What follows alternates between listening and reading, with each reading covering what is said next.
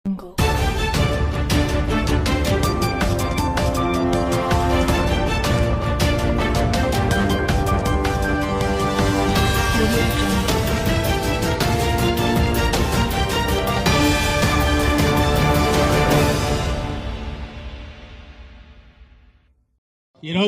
మనందరికీ పండగ రోజు. మనమంటే ఇక్కడ ఉండే వాళ్ళం కాదు, రాష్ట్రంలోనూ ఉభయ తెలుగు రాష్ట్రాల్లోనూ అలాగే దేశమంతటా విదేశాల్లో ఉన్న కోట్లాది మంది ప్రజలకు, వైఎస్ఆర్ అభిమానులకు, జగన్మోహన్ రెడ్డి గారి అభిమానులకు కూడా ఈరోజు పండగ దినం. ఈరోజు మన జగనన్న పుట్టినరోజు. జగనన్న అనగానే జగన్మోహన్ రెడ్డి గారు అంత పెద్ద పేరు అక్కర్లేకుండా మనకు మన ఇంట్లో మనిషిలాగా కనిపించే మన జగనన్న, ఆయన పుట్టినరోజు మనకు పండగ రోజు. ఎందుకంటే ఆయన మన అందరికీ, లక్షలాది మంది వైఎస్ఆర్సీపీ కార్యకర్తలకు అలాగే కోట్లాది మంది అభిమానులకు గుండె ధైర్యం, గుండె చప్పుడు, ఒక ఆత్మస్థైర్యం.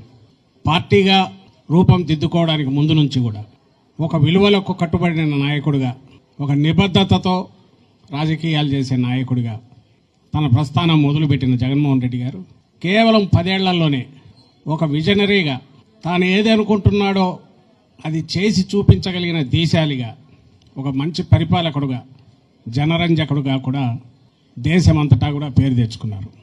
దానికి తార్కాణం మనం 5 ఏళ్ల పాలన, 19 నుంచి 24 మధ్య. దానికి ముందు అధికారంలోకి రావడానికి ముందు ఏదో లాటరీలో తగిలినట్టు కాదు ఆయనకి ఇచ్చింది. ఆయన మాట కట్టుబడే నాయకుడుగా జనం మెచ్చారు కాబట్టి ఆయన ఇచ్చే హామీ నిలబెట్టుకుంటారు, నిలబెట్టుకోలేని హామీని ఇవ్వరు అని తెలిసిన జనం హక్కున చేర్చుకుని 2019లో అఖండమైన మెజారిటీతో ఆశీస్సులు అందించారు మన వైఎస్ఆర్సీపీకి, జగన్మోహన్ రెడ్డి గారికి.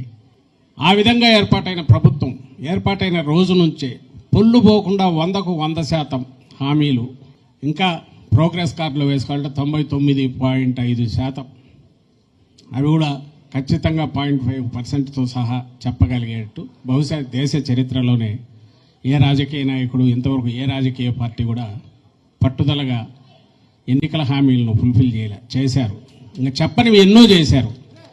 ఇంతగా మనం అవి ఒట్టి హామీలు కాదు, ఏదో ఉచిత బస్సు ప్రయాణాలు, 2 గ్యాస్ సిలిండర్లు, ఇంకొకటి ఇస్తున్నట్టు ఫ్రీబీస్ అంటాం, తాయిలాల్లాగా వేసేసి ఓట్ల కోసం వేసేవి కాదు.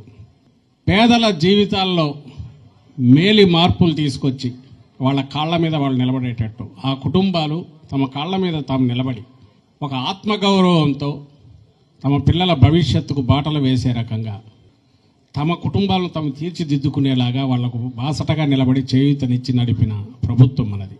నేను వాటి మొత్తం లోపలికి పోదలుచుకోలేదు, ఎందుకంటే 5 నెలల క్రితం వరకు మనమే ఉన్నాం. ఈ 6 నెలల్లోనే తేడా కనిపిస్తోంది.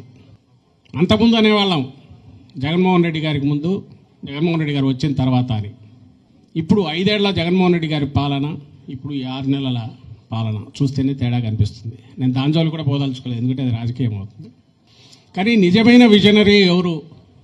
మొత్తం పేద ప్రజలు కులాలకు అతీతంగా కూడా వాళ్ళ జీవితాల్లో మార్పు తీసుకొచ్చి అది శాశ్వతంగా నిలబడేటట్టు తీసుకురావడం, వాళ్ళ తలరాతలు వాళ్ళు రాసుకునే రకంగా వాళ్లకు అండగా నిలబడడం, దానికి మార్గం వేయడం, ఆ బాటలు పక్కా రాచమార్గాలు వేయడం, పైపైన పూతలు పోయడం కాకుండా. విజనరీ అంటే, విజన్ అంటే ఏదో 30 ఏళ్ళలో 50 ఏళ్ళకి అప్పుడు ఉంటామో చస్తామో తెలియని ఆ టైం పెట్టుకొని ఇచ్చేస్తే సరిపోతుంది కదా అని చెప్పేది కాదు. విజనరీ అంటే 5 ఏళ్లలోనే దేనికి పునాదులు వేశారో తెలిసి ఫలితాలు కూడా కనపడేటట్టు చేయగలం. ఏ 5 ఏళ్లకైతే ప్రజలు మ్యాండేట్ ఇచ్చారో ఆ రియల్ విజనరీ జగన్మోహన్ రెడ్డి గారని పరిపాలకుడుగా కూడా రుజువు చేసుకున్నారు.